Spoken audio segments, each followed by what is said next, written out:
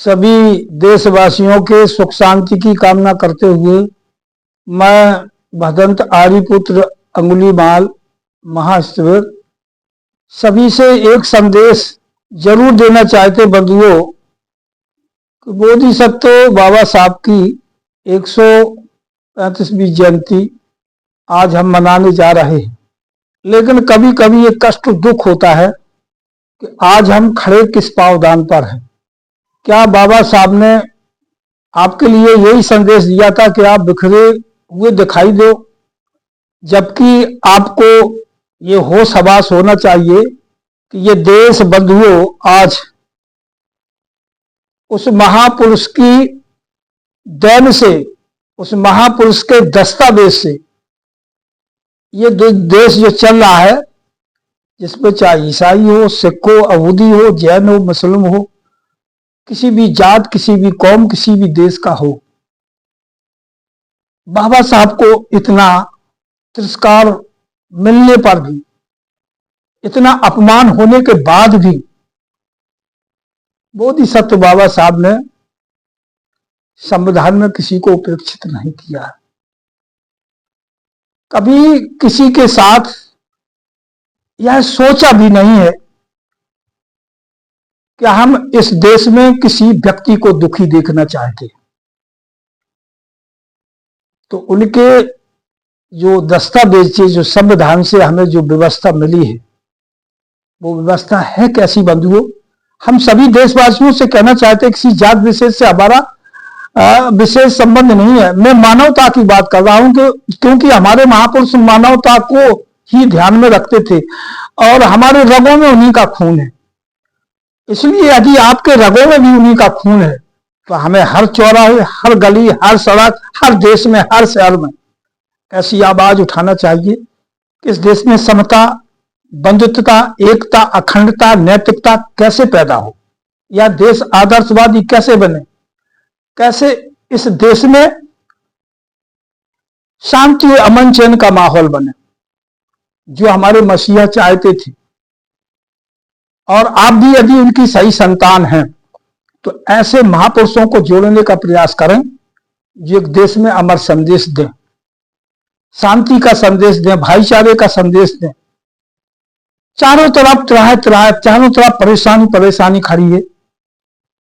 ऐसा लगता है कि मानो इस देश में महापुरुष आए ही नहीं। अरे बंधुओं, जितने महापुरुष आए हों, जिन्होंने जो भी साहित्य लिखा है, वो समता, मानवता, एकता, अखंडता के लिए लिखा होगा। सबके लिए एक सूत्र में पुराने के लिए काम किया होगा, शांति अमन चैन के लिए ही काम किया होगा। और अगर किसी महापुरुष ने लड़ने का काम किया, लोगों में बीच में इस प्रकार से फ्रैक्शन पैदा करने का काम किया, तो क्या वो मनुष्य महापुरुष में आ सकता है? नहीं हो सकता है। इसलिए हमारा सभी देशवासियों से यह निवेदन है, कर्तव्य निवेदन है कि अब 14 अप्रैल आने वाली है, लोग घर घर में जा रहे हैं। इससे पहले एक साल आप घरों में चुपचाप बैठे रहे। अभी तक लोगों को ये पता नहीं है कि महाद ताल पर किस तारीख को, किस समय पानी का अधिकार हमें प्राप्त हुआ है। मोबा देवी सत्याग्रह बाबा साहब ने क्यों की थी? काला राम मंदिर पर बाबा साहब क्यों गए थे?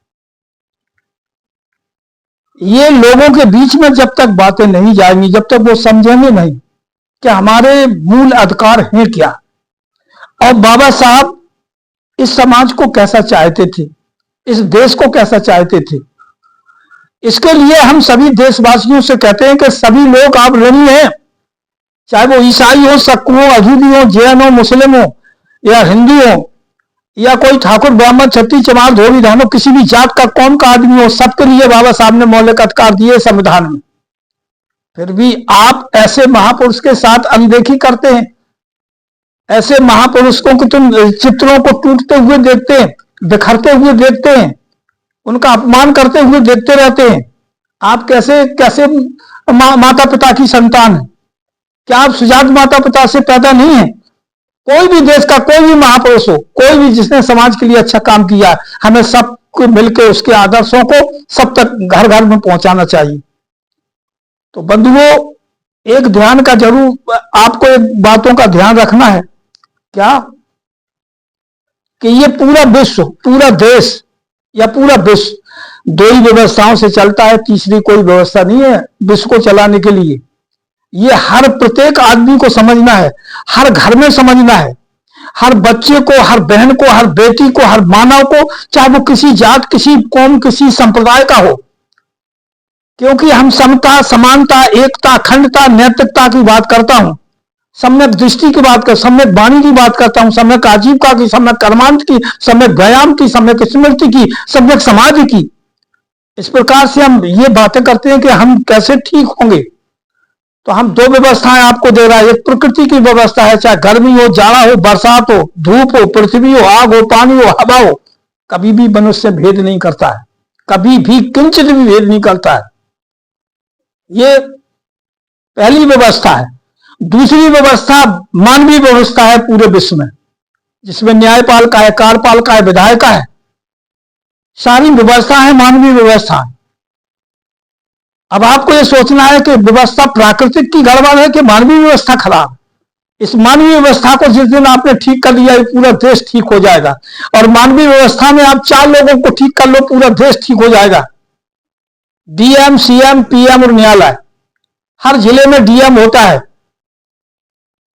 उसको सारे विभाग उसकी कस्टडी में होता है। क्या उसे पता नहीं होता है कि मैं जिस कुर्सी पर जिम्मेदारी से बैठा हूं, यहां कहां लोग भूखे हैं, नंगे हैं, कहां सर ढकने को जगह नहीं है, कहां शिक्षा नहीं है, कहां पानी नहीं है, कहां बिजली नहीं है, कहां गुंडा किस्म के लोग रहते हैं, कहां दारू किस्म के लोग रहते हैं। क्या उसको पता नहीं है वो देश का मालिक है? यदि वो चाहे तो पूरा जिला अच्छा बन सकता है, और अगर डीएम गड़बड़ है तो सीएम चाहे तो पूरा प्रदेश अच्छा बन सकता है। यदि वो सजात माता पिता से पैदा है, उसके मन में किंचित भी मनुष्य के प्रति घृणा, नफरत, कहीं भी जरा भी अंकुर नहीं है, तो ये निश्चय ही ठीक हो सकता है। और अगर पीएम चाहे तो पूरा देश अच्छा बन सकता है। और ये तीनों गड़बड़ हैं तो न्यायालय चाहे तीनों को ठीक कर सकता है। और ये बंधु अगर चारों गड़बड़ है, अगर ये चारों गड़बड़ है, तो एक बीच में तंबू में बंबू लगा होता है, जो एक पूरा, जिसको ये मानव समाज कहा गया। यदि मानव समाज, जिसको जनतांत्र कहते हैं, जनता की आवाज कहते हैं, अगर ये सब इकट्ठा हो जाए तो कल ही न्याय मिल जाएगा।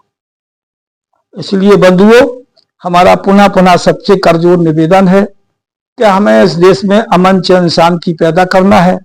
बुद्ध के सिद्धांतों को, अंबेडकर के सिद्धांतों को आज लोग यही नहीं जानते हैं कि बुद्ध ने Sumatra, Java, Lanka, Indonesia, Thailand, Tibet, German, Japan, Cambodia तमाम में जाके देशों में अमन, चैन, शांति का संदेश दिया है।